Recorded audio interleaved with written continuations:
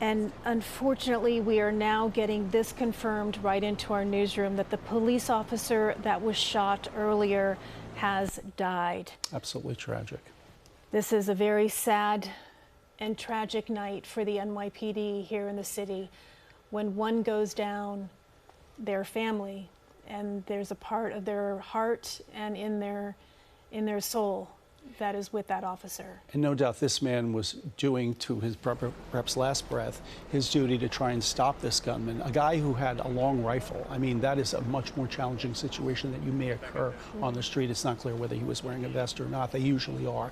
But certainly our condolences, not only to his family, her family, whoever it happens to be, but to the entire NYPD, because we know a loss of one is a loss for everyone there. And clearly that person's actions tonight likely saved other lives. All right, let's go to Jenna DeAngelis, who is near the scene. And Jenna, what are you seeing differently perhaps in your location? You've been hearing what both Jennifer and Naveen were saying. What are you seeing differently from your location? I mean, I have to say, if you walk through Midtown on a typical day, it's business as usual, people walking around. It feels very chaotic in this area right now. I mean, I can see flashing lights from the corner of my eyes. This street, we're at 54th and Lex, is blocked off, and we can just see people sort of being let out of work, leaving their buildings, and trying to get, obviously, past the police tape here. As you mentioned, police sources have confirmed that that officer died. And, you know, as I'm looking at this scene here, there are countless police officers out here just doing their job. I was learning that news, you know, with you, and it's just really difficult to process a police officer responding to this scene. And also 2 civilians were shot and injured. And as you have been mentioning in the reporting, the suspect fatally shot himself. Police say they responded to a call for shots fired just before 6:40 p.m. at 345 Park Avenue. That's about the time many people are either still at work or leaving work. This is a very bustling area at that time. And that building was placed on lockdown and was being evacuated as this whole area was blocked off. We actually spoke with a man a short time ago who works in a nearby building that was also on lockdown. Take a listen. The building personnel said, you know, stay in place. There's an active shooter. Don't leave. Get away from the windows. And I have to say, really difficult for me too. A close family member of mine is actually in one of these buildings that was also placed on lockdown, and I've been texting with him. It's been very calm and quiet, but he's been watching it all unfold, this crazy police scene out here from his building. So it really puts into perspective how many people are in these buildings not knowing what's going on, taking the news as we're reporting it. And again, really sad news to report tonight that police sources say that officer has died. We're going to continue to stay out here, talk to people that are being let out of work, and of course we'll continue to provide you with updates. But for now, we are live in Midtown. Jenna DeAngelis, CBS News, New York. Jenna, I don't want you to share any personal information that you don't feel comfortable sharing, but I heard you say that you know someone that is in the building? Not in that building, in one of the nearby buildings. He's in a building here on Lexington, but he can see that building from his building. He actually sent me a video. We'll try to get it on the air of the street and of the building, just like across the street from him.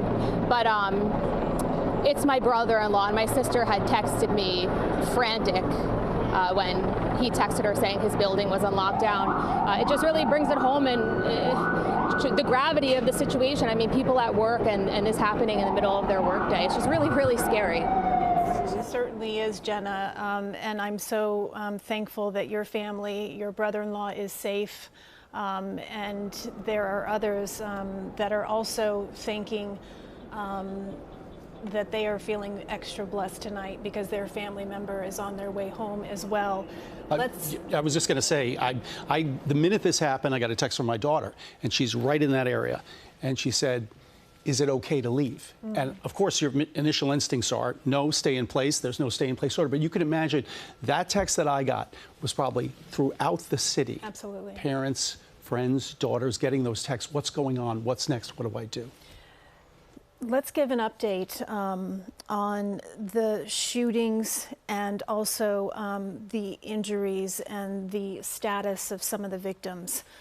So we just shared with you, sadly, tonight that the NYPD officer that we were reporting on since we went on the air has died. We have now just learned that one other NYPD officer was also shot. We are told that that officer is injured. What that means as far as their condition goes, I cannot say. We will continue to work our sources and get an update for you there. As far as the two civilians that were shot, we can tell you that one of them is in critical condition. So once again, two NYPD officers shot, one was killed, one we were told is injured. We do not know their condition. Two civilians shot, one of them in critical condition, and then the shooter this evening turned the gun on himself and killed himself. They are continuing to search the building.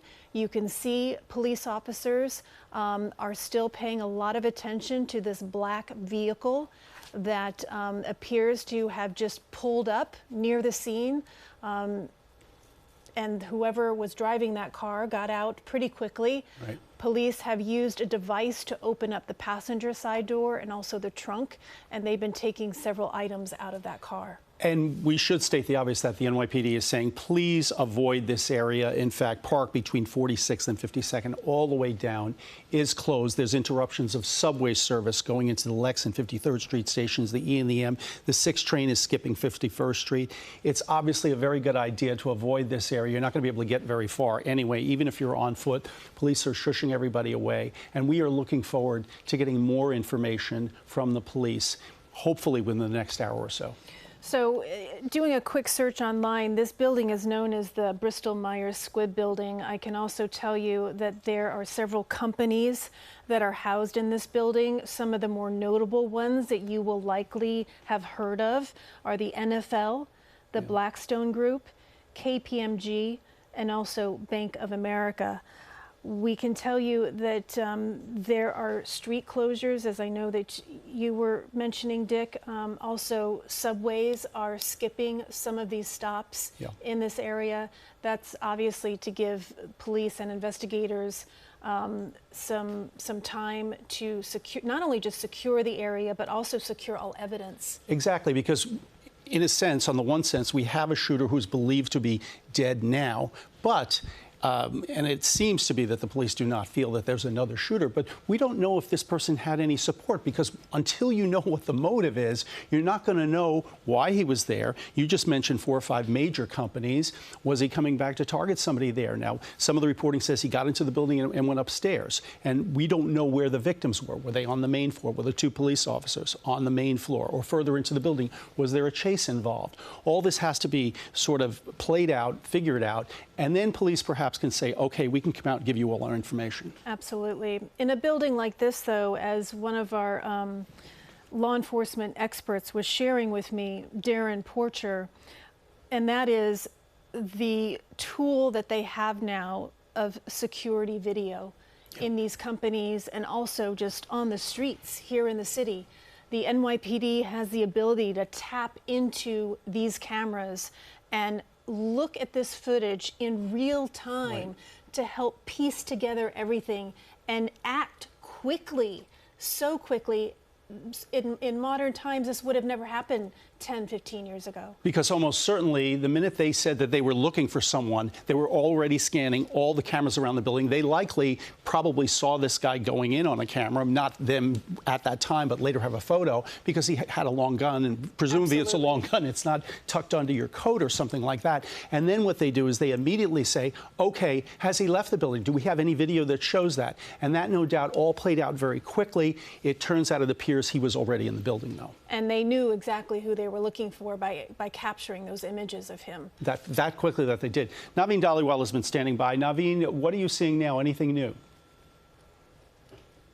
Dick, I'm still at 53rd and Park Avenue, actually west of Park Avenue on 53rd, and the crowds here are thinning out. I think they come to the realization that they're not going to be getting to the perimeter anytime soon. Rather, the FDNY and the police have been moving people away here on 53rd. Now, I haven't had a chance to see 345 Park Avenue because that is how extensive this perimeter is. You had mentioned before it was a one block radius from 345. It seems to be approximately, but the FDNY is still set up here.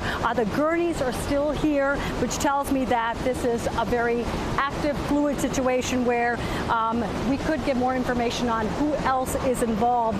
I did see the NYPD counterterrorism canines here. They've been sniffing through some of the parked vehicles that were already parked here. Delivery trucks. There's one contracting truck that is right here next to me.